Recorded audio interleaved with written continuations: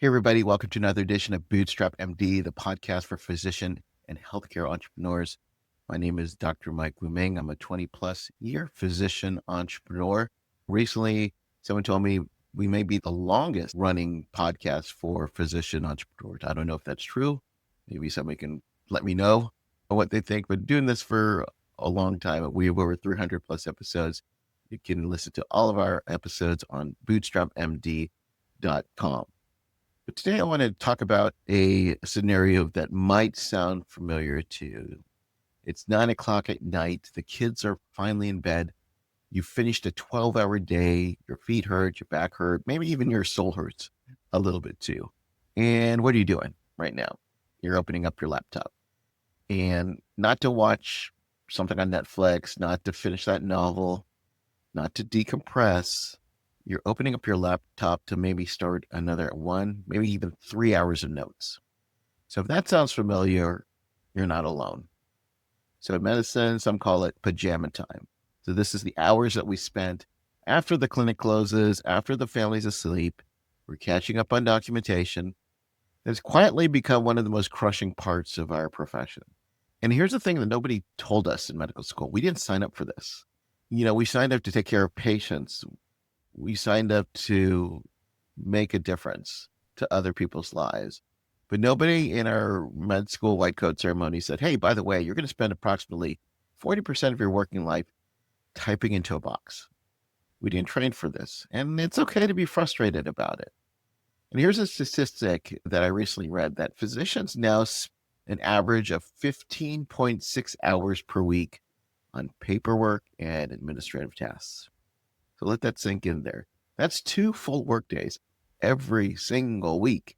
2 days of your life, not seeing patients, not with your family, not sleeping, documented. 50 weeks a year, that's 100 work days, roughly a third of your entire working year focused on documentation. Now, I've been in medicine long enough to watch a lot of promised solutions come and go. EHRs were going to fix everything. Voice dictation was going to save us. But most of them just kind of shifted the burden. It didn't change the tool. It didn't change the problem. So when AI started making serious noise a few years ago, hey, I embraced it, but I was also a little trepidatious of it. We've been burned before. But, here's what changed my mind. Like most of you, you're with an EMR, and it's the one that I've been using. It's rolling out an ambient AI feature. It's not a separate app. It's not a new subscription. Not something I'd evaluate and procure and to convince my practice manager that we need to have this. It was just there, just already integrated into the system that I was already using. And I tried it. And today I want to tell you kind of what happened. And I want to focus on this episode on AI scribes, what they actually are, what's the ROI, return on investment, what does it actually look like, what you generally need to watch out for, and how to get started without overcomplicating it. By the end of this episode, I want you to know exactly what you need to do. So let's get into it. What is an AI scribe? How do these tools work? Because there's a lot of confusion out there. And if you walk into the wrong mental model, nothing else will make sense. So when I say AI medical scribe, I'm not talking about that dictation software that some of us have been using for years, right? Dragon or whatever you're using. The little microphone icon in your ENR. You speak your notes and formatting the sentences. You watch it, type it out, and it corrects your transcription. That's transcription. That's useful, but it's not this. What we're talking about is called ambient AI. And that word ambient is doing a lot of work. Ambient means it's listening to the environment, to the natural unstructured conversation of the patient encounter. It's not a formatted dictation. It's not a template. Just a human conversation happening the way real conversations actually happen, which can be messy. It can be nonlinear, and it's exactly the way medicine works. So here's a picture that I want you to hold in your mind. You walk into the exam room, you greet your patient, you have a conversation. It's natural. It's free flowing. You're not staring at a screen. You're not typing. You're not silently composing a soap note in the back of your head while the patient's talking. You're making eye contact. You're listening. You're fully present. You're being the doctor that you spent a decade training to become. And in the background, quietly, an AI is listening. And it's not just transcribing, it's understanding. It knows what a chief complaint is. It knows what an assessment plan should look like. It understands clinical context of the conversation. So here's how it works in 4 steps. Step 1 is capture. The conversation is recorded. usually right through the app or tool already built into your EMR or through a smartphone app that's running alongside it. You start it when you're ready. You stop it when you're done. It's unobtrusive. Patients forget it's there usually within the first minute. Step 2 is this transcribe and process. The audio is securely sent to the cloud, transcribed, and analyzed by a large language model. The same family of technology being behind tools like ChatGPT, but trained specifically on clinical language and medical documentation. It understands the difference between a level 3 and a level 4 EM visit. It knows how to structure a SOAP note. It knows context. Step 3, it generates. So within seconds, and I mean literally seconds, the AI produces a fully structured clinical note, a complete SOAP note, progress note, whatever your workflow requires, not a transcript dumped, an actual clinical document that you've formatted and ready to review. Step 4, review and finalize. The note appears in your EMR. You review it, you edit what he's editing, and you sign off. You're in control. Remember, the AI is a scribe. You are still the physician. At least in 2026, you're still the physician. That distinction is still the whole ballgame. And we come back to it when we talk about risks. The entire goal of this technology is to eliminate the keyboard from the patient encounter, to give you back your full undivided presence with the patient in the room. Think about your best moments in medicine, the ones that remind you why you do this. And I bet most of them didn't really involve a keyboard. So what's the ROI? And I know this is how physician entrepreneurs think. A story about presence and connection, as true as it is not going to close a deal. You want numbers. So let's talk numbers. The return on investment for AI Scribe hits 3 completely different categories: time, money, and the human equation. Time, this is the headline number. Multiple studies now show that AI Scribes reduce documentation by 50 to 75%. That's for every physician, you're taking 2.5 hours saved every single day. And according to KLS Research, it's an independent evaluator of healthcare technology, AI Scribes produces 70 to 78% reduction in that after hours pajama time I was talking about at the beginning of this podcast episode. You don't just get time back at work, you get your evenings back. That's 2 hours a day is 10 hours a week. 10 hours a week is 500 hours a year. What could you do with 500 hours? You sleep, present your family, exercise, not physically there, but mentally still charting. Build something outside of medicine, all the above. That's not a minor convenience. That's a quality of life transformation. Second ROI layer, revenue. Here's where it gets interesting for your practice's bottom line. And I know this is where the office manager and the CFO, this is where they pay attention. When you're rushed, when you're behind on your schedule, there's 3 hours of notes waiting for you after every patient, documentation suffers. The complexity of the encounter doesn't get fully captured. AI Scribe fixes that because the AI was listening to everything that were there. It's not just you having to type forever doing that. This is real money that it's getting back for you. The clinical decision-making is included, the chronic disease management, all of it, all the stuff that we usually don't have time to do. And that can lead to more accurate coding, not upcoding, but accurate coding. Okay. So the financial result, what they found is a net gain of $1,300 per provider per month initially. At full implementation, that's $3,200 per provider per month after the cost of subscription. That is meaningful dollars value on there, guys. And then finally, the third ROI, the human equation. This is what doesn't show up in a balance sheet, but this is the one that matters. Physician burnout, we all know the statistics. We all know someone. A lot of physician burnout, dropped significantly from 44 to 28% after just 90 days of AI Scribe use. 28% is still a lot, but it's a lot better than 44%. But 90 days, think about 3 months, not a wellness program, not an organizational overhaul, 90 days of removing that documentation burden.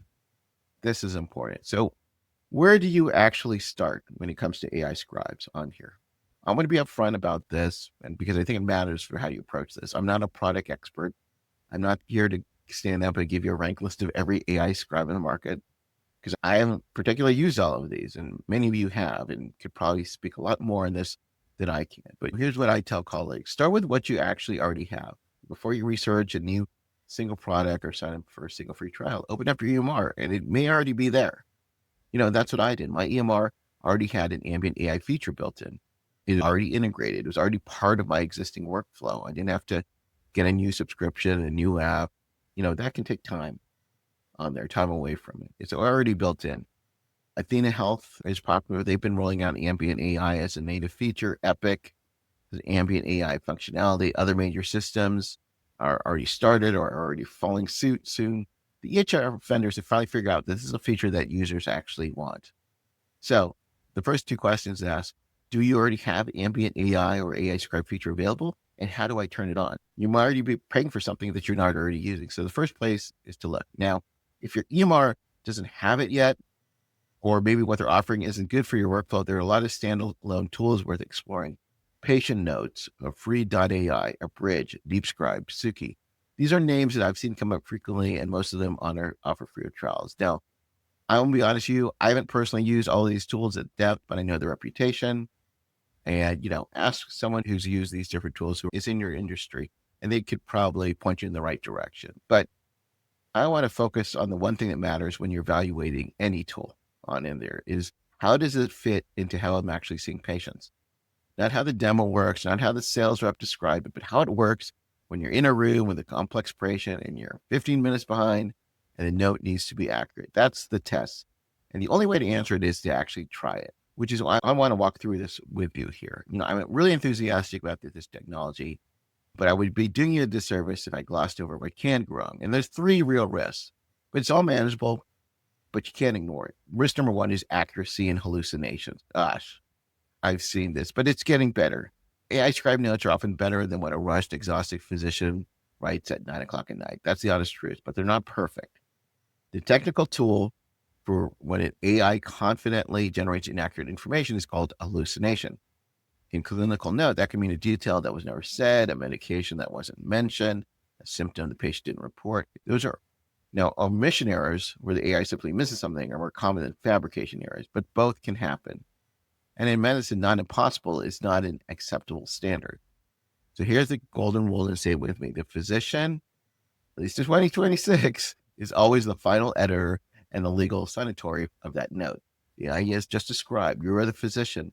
But if something goes wrong, it ends up in the note and you signed it, that is in your chart. It's your liability. It's your license. The AI company is probably not going to show up at your deposition on here. I don't want to just gloss this over, but again, it is a tool. You are the physician on here. So treat every AI generated note the way you would treat like a third-year medical student. You're grateful for the draft, but ultimately the attending or the physician is responsible for what you sign. That review step is not a formality. It is practicing medicine. Risk 2, patient privacy and HIPAA. You're recording a patient encounter that carries real legal and ethical weight. On the consent form, you must inform your patient that the visit is being documented with an AI assistant and get their consent before you start. It doesn't have to be complicated. Sign at the door, send this at the start of the visit. To give you my full attention, I'm using an AI assistant to help with my documentation. Is that okay with you? Then document it. One line in that chart, patient informed of AI documentation assistant and provided verbal consent. Done. Now on vendor, if you're using a standalone tool, not your EMR's built-in feature, the vendor must sign what's a BAA, which is a business associate agreement. That's that HIPAA contract that makes them legally responsible for how they handle protected health information. If a vendor won't sign a BAA, it's time to walk away. Now, if the EMR the AI is already built into your EMR, the HIPAA side is already handled through your existing relationship with your EHR vendor. So that's definitely an advantage that you need to be aware of on here. Now, risk 3 is the billing dilemma. More complete documentation often leads to more accurate and sometimes higher coding. This is legitimate when it reflects genuine medical complexity. But there's a line you don't want to cross, upcoding. What's upcoding? You know what it is. Billing for a higher level of service than what was medically necessary and documented. That is fraud. Regulators are watching this space.